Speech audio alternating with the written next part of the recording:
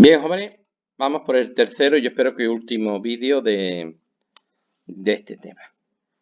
Habíamos visto que los criollos cubanos, estamos hablando de Cuba, los criollos cubanos eran los dueños de las plantaciones de azúcar y de caña y de tabaco, perdón, que cultivaban los negros, los esclavos negros, y que tenían expectativas de independizarse de España, sobre todo porque coincidían sus intereses con los de Estados Unidos. Estados Unidos quería controlar Cuba y los negocios cubanos, y ellos querían que vinieran los americanos también, y los negros quieren la libertad. Acabar con el abolicionismo, que por cierto es algo perfectamente legítimo, evidentemente. Y además en España os recuerdo que todos los cargos políticos eran peninsulares y teníamos unas leyes económicas draconianas con Cuba. Entonces, en el 68 empezaba la guerra larga con el grito de Yara, aprovechando todo el follón del sexenio, pero que cuando el sexenio termina llega el general Arsenio Martínez Campos y con una serie de victorias militares luego ofrece la paz de San Juan, con la abolición de la esclavitud, que tardó todavía unos cuantos años más en abolirse, pero bueno, y una amnistía y una paz sin represalias. Eso nos dio una temporada de paz, pero luego vuelven a intervenir los Estados Unidos del presidente McKinley con su secretario de Marina, que era o de Defensa, no recuerdo si era de Marina o de Defensa, que era Theodore Roosevelt, que luego también será presidente. A McKinley lo asesinaron. Y, y vuelve a haber una nueva guerra de estos criollos con Martí, que es el líder, en Cuba, con el grito de Baile. La respuesta del gobierno de Cánovas fue mano dura, mandar al general Valeriano Weyler con un ejército considerable de soldados con fusiles Mauser y hacer una técnica de las trochas que hizo Weyler y de mover a la población cubana para aislar a los guerrilleros. Militarmente, os digo, fue muy efectiva, pero el comportamiento humanitario fue chungo, fue nefasto, porque eso provocó unas hambrunas y un hambre tremenda entre una gran parte de la población cubana. O sea, es verdad, no una gran parte, cuidado que tampoco es una gran parte, pero aunque fueran pocos, es que es lo mismo, Pablo, aunque fuera uno. Es verdad que Boiler se pasó 7 pueblos, no Boiler, nosotros, España, se pasó 7 pueblos. Pero es verdad que aplastó a los mambises, que es como se llamaban a los rebeldes. Al final, cuando muere Cánovas y llega Sagasta, sustituimos a Weyler por el general Blanco, que lo que hizo fue quitar esa política de aislamiento de la población, de reclusión de la población, de reconcentración, ¿no? y ofrecerle otra vez lo mismo a los cubanos, una paz sin represalia y esta vez con una autonomía política, que habría estado muy bien si no llega a ser porque esto ya no es un asunto entre España y los independentistas cubanos, es un asunto entre España y los Estados Unidos.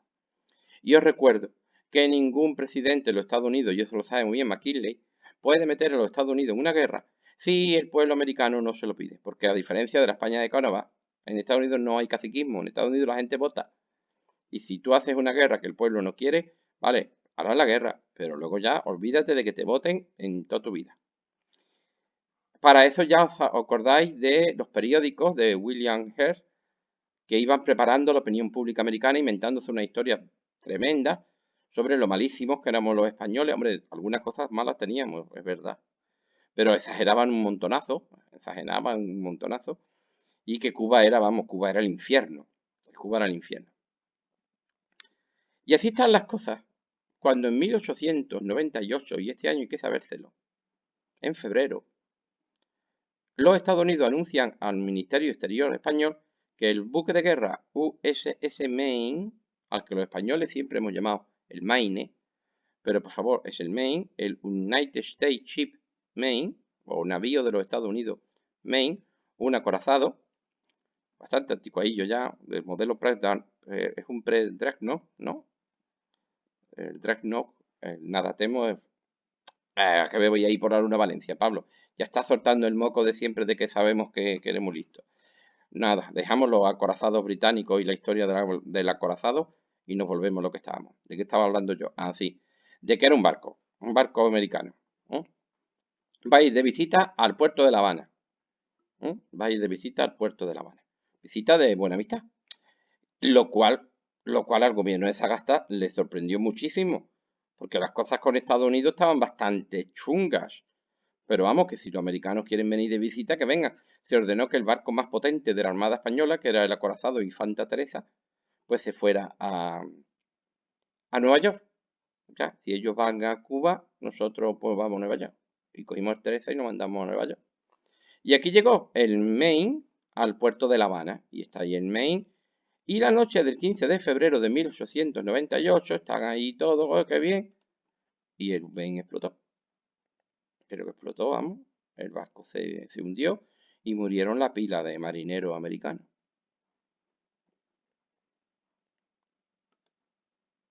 Como el puerto no era muy hondo, el barco se quedó así medio de eso.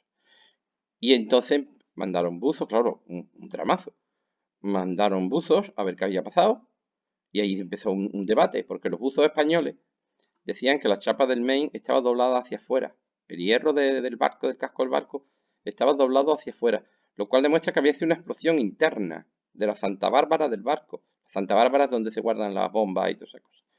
Que había sido, probablemente es verdad que el Maine tenía un defecto en las calderas que se habrían sobrecalentado y hace un accidente. Hace un accidente, hace un accidente, lo sentimos, hace un accidente. Pero los buzos que mandaron los americanos no dijeron eso. Los buzos que mandaron los americanos dicen que la explosión del Maine fue causada por una bomba o una mina. En aquella época torpedos eran minas. De hecho, se ha sido hecha por ese ha sido trabajo del enemigo. Y si hasta se daba una recompensa de $50.000 por los que dieran información de quién destruyó el Maine. Y claro, la prensa americana ya lo tenía muy claro. El Maine lo han hundido los malditos españoles. Toda la prensa de Estados Unidos pide revenge, venganza. Remember the Maine. Ha sido los españoles. Que a un barco que había llegado ahí tan tranquilito al puerto de La Habana, tan bueno, que era su huésped. Y siendo ellos los anfitriones, habían ido por la noche y le habían puesto una bomba, una mina. En aquella época le llamaban torpedo. Una mina y lo habían explotado matando a varios centenares de marineritos americanos que dormían tranquilamente y confiando en la hospitalidad española. Malditos traidores españoles. Eso es lo que dicen los periódicos americanos. Y claro, el pueblo americano, ¿qué es lo que quiere? Pues ya sabéis lo que quiere el pueblo americano. El pueblo americano quiere nuestra cabeza, vamos.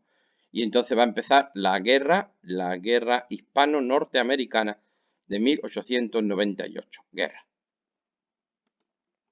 Y el gobierno de Sagasta dice que quieren guerra, pues guerra. Guerra. Pues vale. Ay. Los americanos, la guerra va a tener frente a unas Filipinas. Evidentemente los americanos están pendientes de las islas Filipinas. Y de hecho la primera batalla es en Filipinas, Cavite.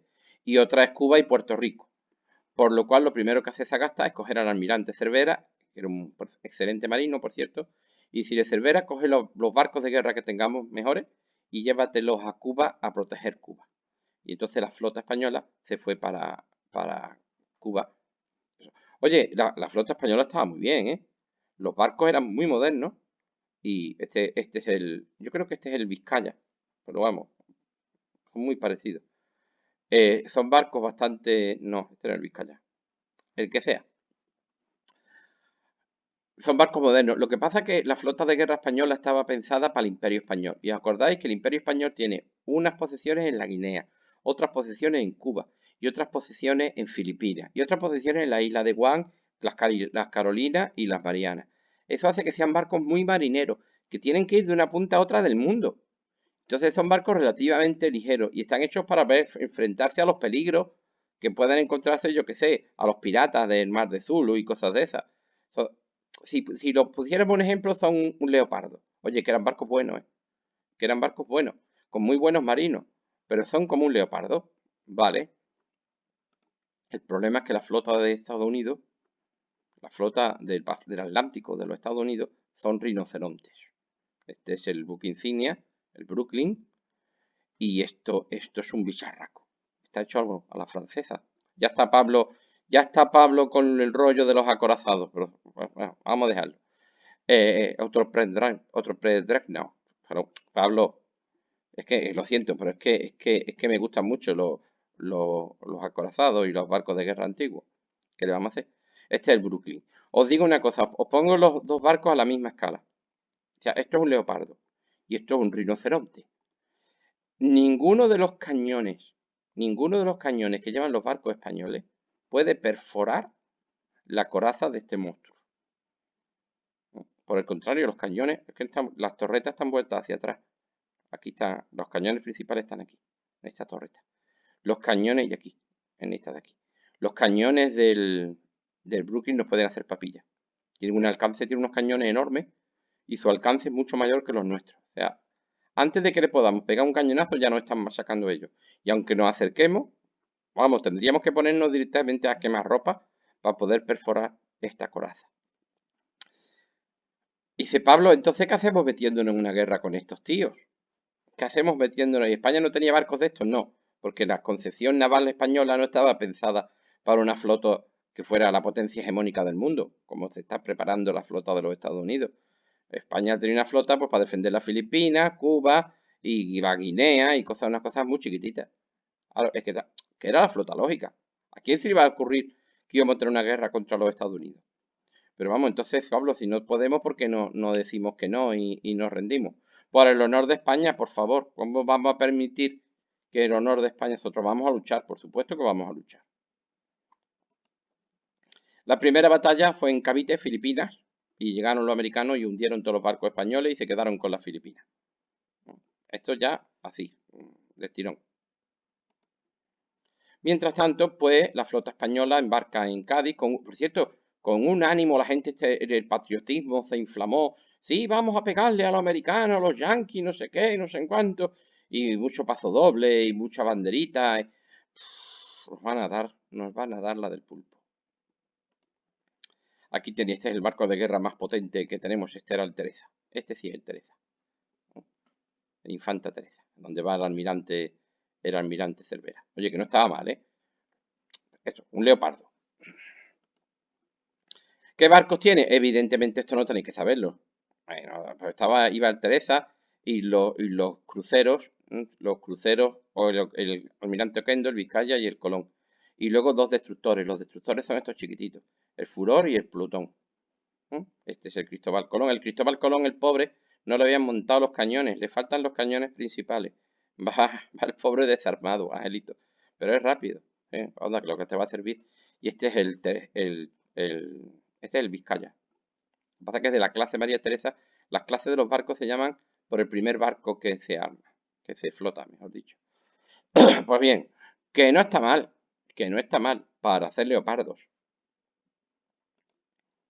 ¿Qué es lo que... espera, antes de nada, ¿qué países van a unirse a nosotros en nuestra guerra contra los Estados Unidos?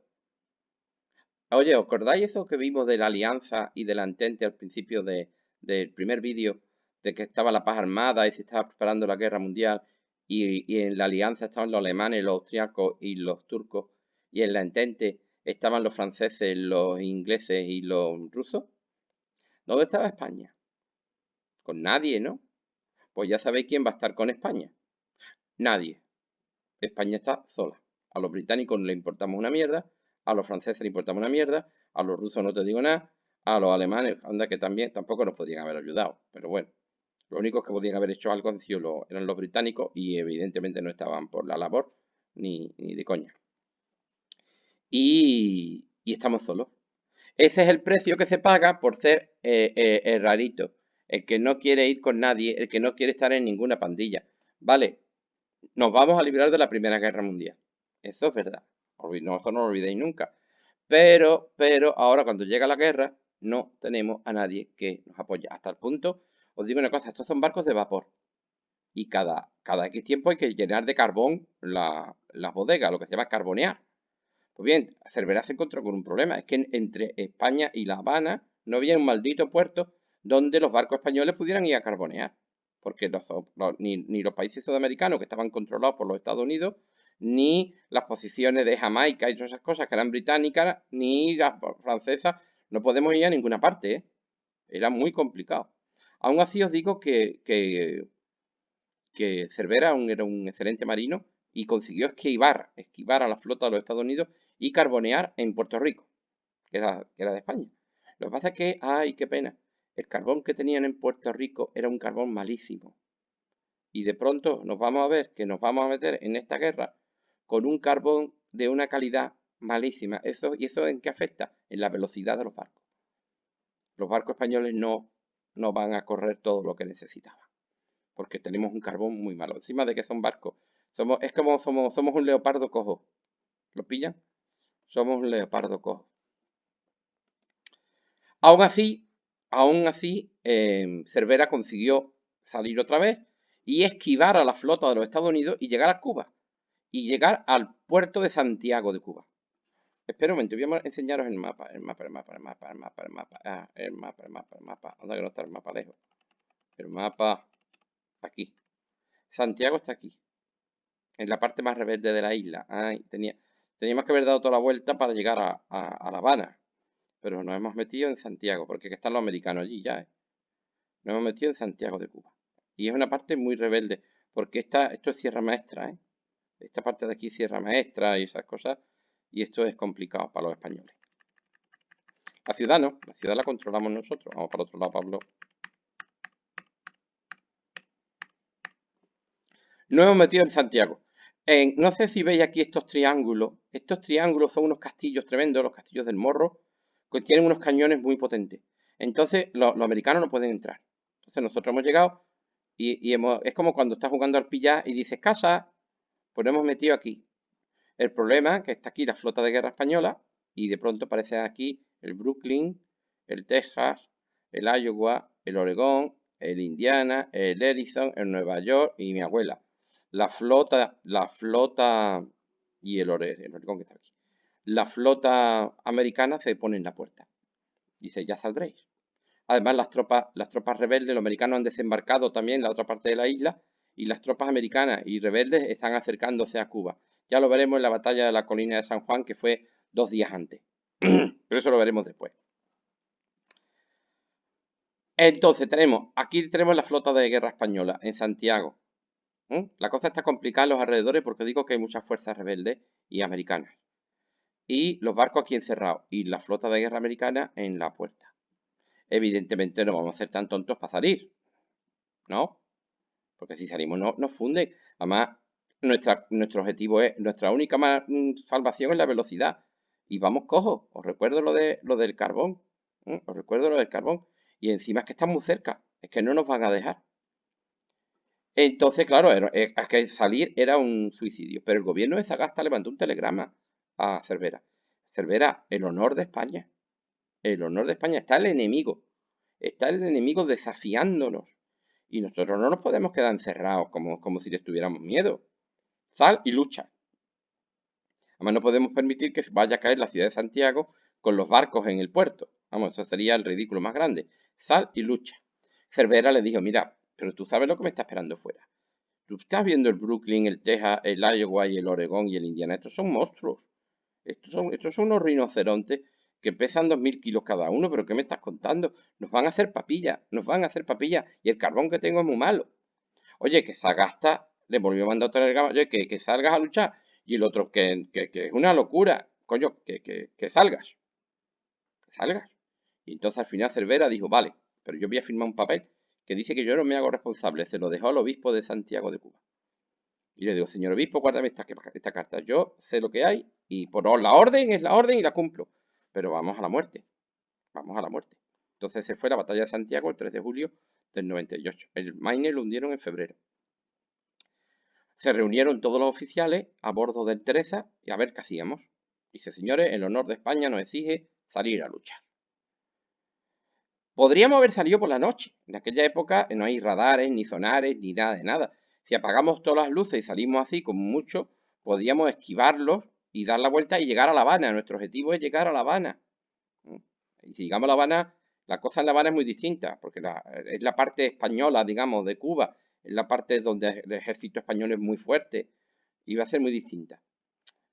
Pero una cosa, ¿vosotros creéis que el honor de España permite que salgamos a escondidas, a mitad de la noche, teniendo al enemigo desafiándolo? No. Hay que salir por la mañana a luchar. Y eso es lo que es. Por cierto, el almirante Cervera ordenó clavar la bandera. Es la segunda vez que damos esta orden. En Trafalgar también la dio Churruca. Clavar la bandera. Ningún barco español se va a rendir a los americanos. Ningún barco español. ¿Cómo organizó la batalla? Esto no hace falta que lo sepáis, y por supuesto no tenéis que saber los nombres de los barcos. Vamos, nada más que faltaba eso. Pues mira, organizó la batalla pues de la forma más humana. Tenían que intentar llegar a La Habana y la única forma de llegar a La Habana es dando la vuelta a la isla. Y sobre todo, es que ellos fue tiempo, no hay botes salvavidas para todo el mundo. Y la mayor parte de los soldados no saben nadar. Por lo cual, si te hunden en alta mar, se ahogan. Entonces, la orden de Cervera era intentar llegar a La Habana, pero sin alejarse de la costa. De forma que cuando viéramos que el barco se está hundiendo ya, se pudiera encallar. ¿Veis esto como los barcos españoles de pronto se suicidan, ¿no? Encallar los barcos para que lleguen a tierra, se estrellen, el barco se estrella a tomar viento, pero los marineros se salvan. Bien, el primero que salió fue el mismísimo Infanta Teresa. Era el barco más fuerte, y salió el primero. Y detrás pues iban el Vizcaya, el Loquendo y el Cristóbal Colón, que salió el tercero, porque es que no lleva cañones. La única cosa que veis es lo que va a hacer el Colón. El Colón va a intentar escapar, porque era el más rápido de todos, y va a intentar escapar. No pudo por el carbón. Al final lo pillaron. Quiero que miráis una cosa. Van a salir los barcos uno a uno, tienen que salir uno a uno. Y quiero que veáis una cosa. Mirad aquí el buque insignia de los americanos, el Brooklyn. ¿Veis que hace un movimiento muy raro, no? Hace esta curva tan extraña. Y hay un momento que por aquí venía el Texas y hay un momento que casi chocan. ¿Qué pasó aquí? Aquí pasó algo, ¿verdad? Es que el Teresa se fue a por él. El Teresa, que era el barco más fuerte, lo que hizo fue atraer sobre sí el fuego de toda la flota americana. Y como no podían hundir al Brooklyn con los cañones, lo que querían es estrellarse contra el Brooklyn y hundirlo a la antigua, como si fuera una batalla romana. Meterles el espolón. Meterles el espolón. Por eso el Brooklyn tuvo que hacer esta maniobra de evasión para evitar que lo cogiera el Teresa. El Teresa se llevó cañonazos, pero vamos, se llevó todo el fuego de 1, 2, 3, 4, 5 acorazados americanos. Lo hicieron papilla,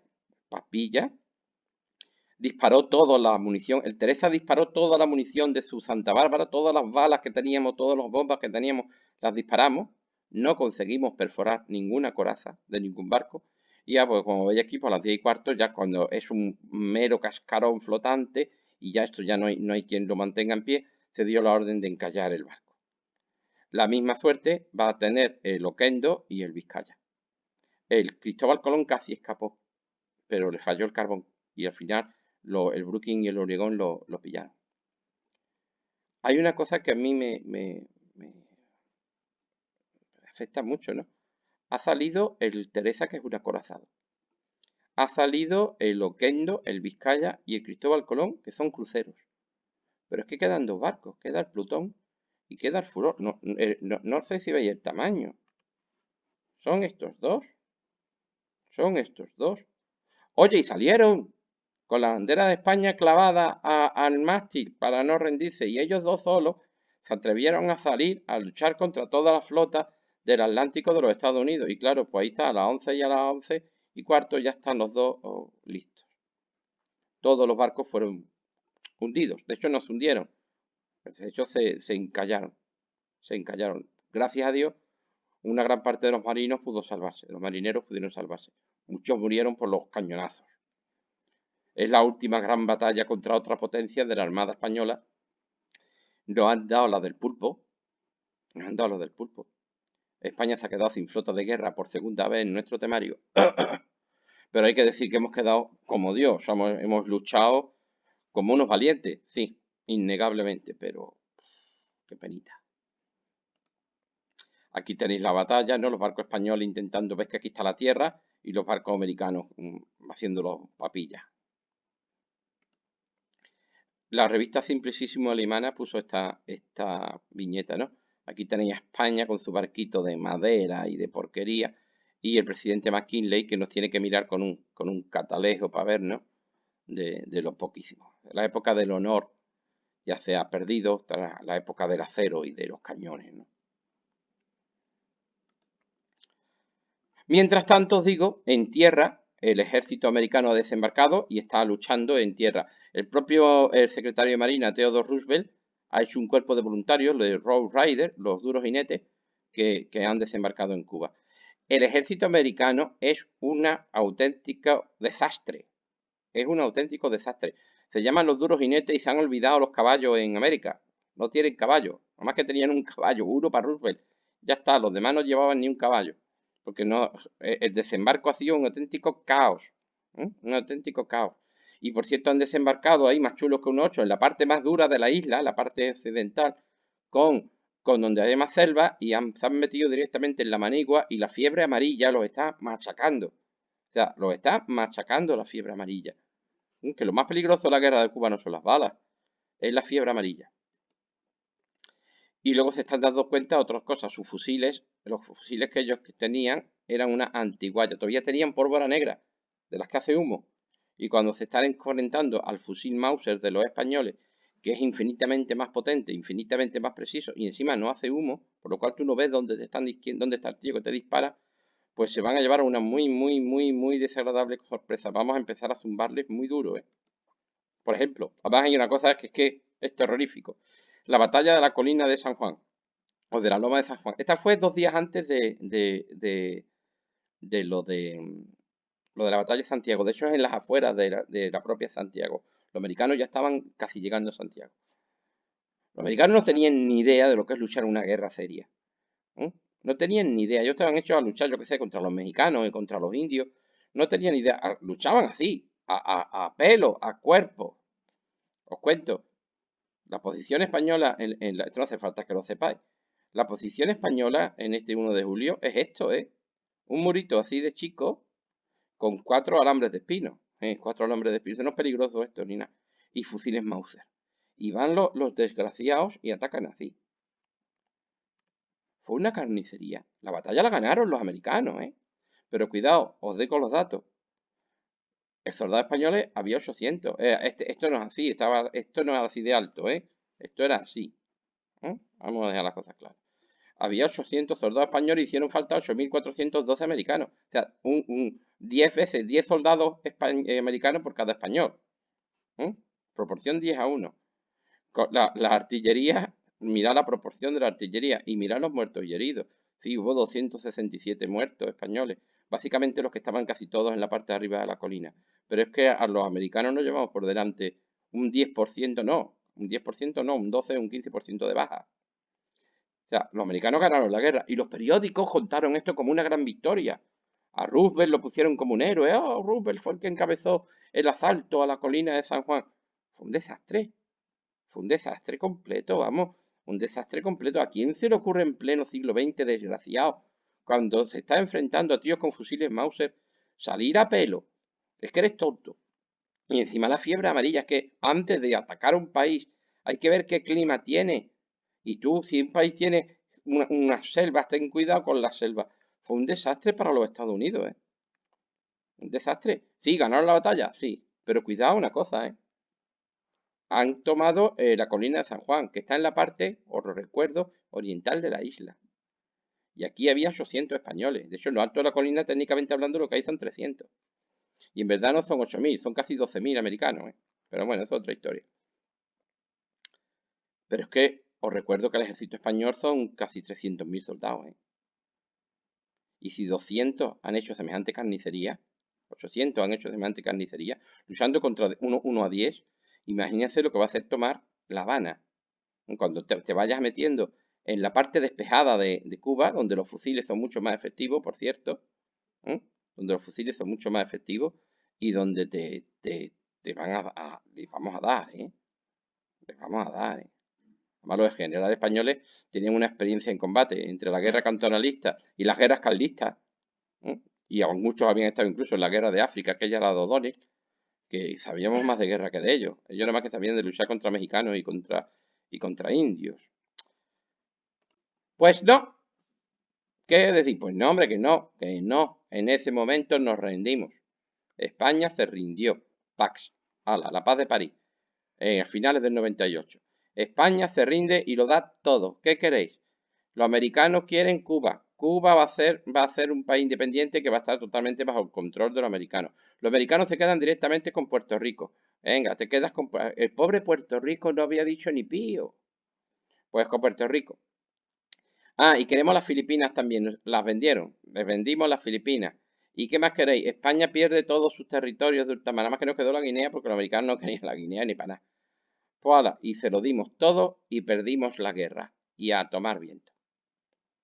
Y ahora es cuando algún listo me va a decir, pero Pablo, a ver, Pablo, espera, tú estás viendo aquí las cifras. Si 800 soldados españoles se han cargado, han luchado contra 10 americanos cada uno y se han cargado a un 12 o un 15% de baja. Cuando tengan los americanos que luchar contra las tropas españolas, ¿podríamos, si los españoles atacábamos, echar a los americanos al mar? Sí. Además conocíamos el terreno, los generales españoles llevaban luchando en Cuba desde el 68. ¿Los podíamos haber hecho papilla? Pues probablemente. Pues probablemente. Entonces, ¿por qué nos rendimos? ¿Que somos tontos? No, no somos tontos. Que vamos a ser tontos. Es que es lo único que podemos hacer. Vamos a ver. ¿Vosotros no sabéis con quién estamos luchando o qué pasa? Estamos luchando contra los americanos. ¿Eh?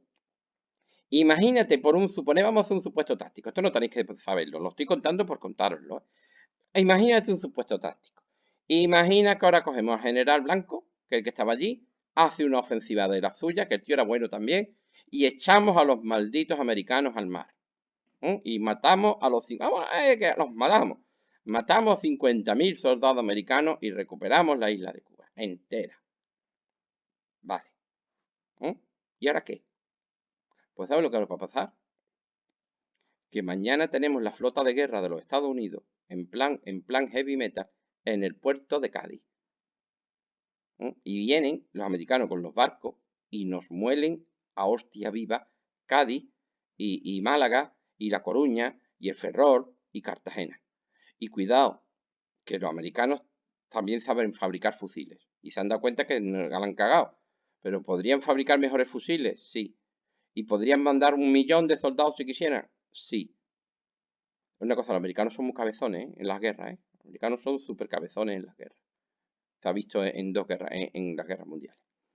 ¿Qué pasa entonces?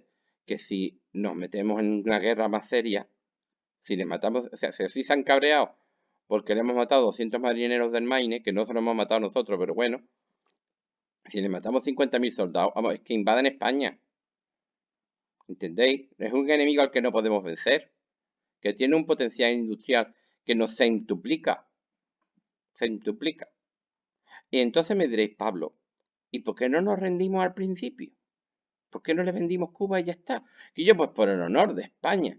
Pues por el honor de España hemos hecho el lila. Pues sí, hemos hecho el lila cosa mala. Hemos hecho el lila cosa mala. El problema son los muertos. El problema son los muertos.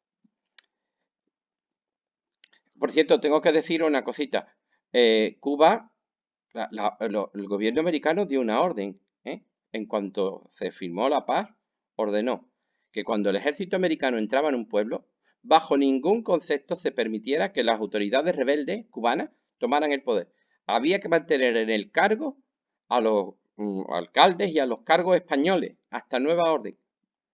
¿Por qué? Porque Cuba va a ser, cuidado, un país títere de los Estados Unidos. Cuba se va a poner una dictadura de padre muy señor mío, yo me acuerdo, no, yo no me acuerdo, pero ya veremos, Batista y toda esta gente, y Cuba va a terminar siendo pues el patio de atrás de los Estados Unidos. Es que os tengo que decir una cosa, es que va a terminar siendo pues no lo tengo que decir, lo siento, la casa de meretrices de Estados Unidos. Literalmente. Literalmente, que ya verá cuando inventen el turismo, los casinos, a lo que van a ir los americanos a Cuba. O sea, os digo una cosa, que nosotros en Cuba hicimos cosas malas, claro. Hombre, Weyle se pasa un poquito con matar de hambre a la gente, evidente. Y lo de la esclavitud y ser romercos, claro, Pablo.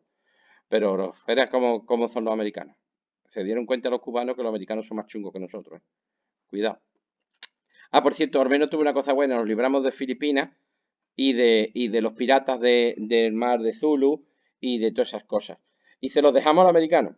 Los americanos se van a llevar una sorpresita cuando lleguen a Mindanao y se encuentren con la guerra americano-filipina.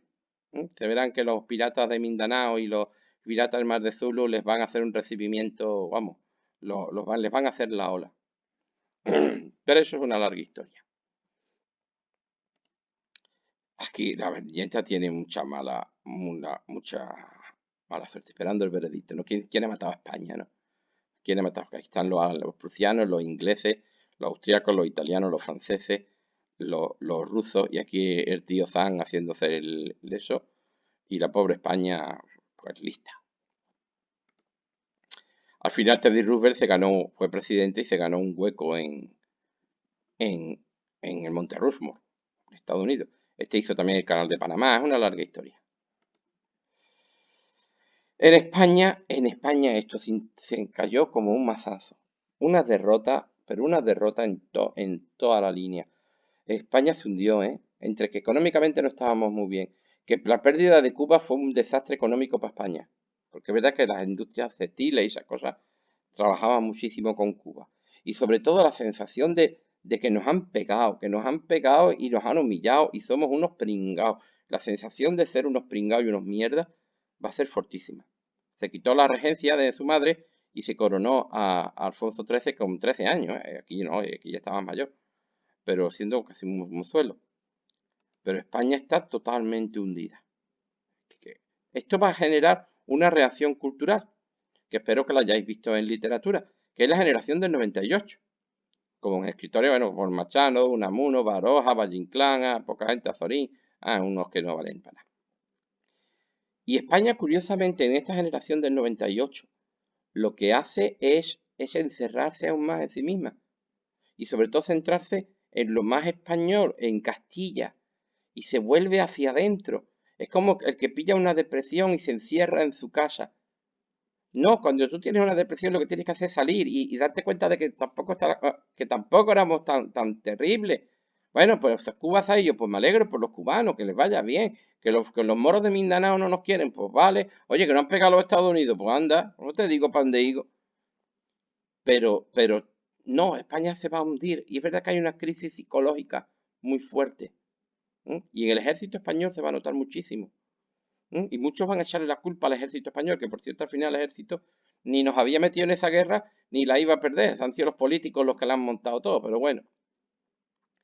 Pero esta generación del 98, eso sí, nos va a dejar unas obras literarias maravillosas. Por favor, leer Los Campos de Castilla de Machado. Mamá. Pero es verdad que España se vuelve hacia adentro. España se vuelve hacia adentro con esa depresión.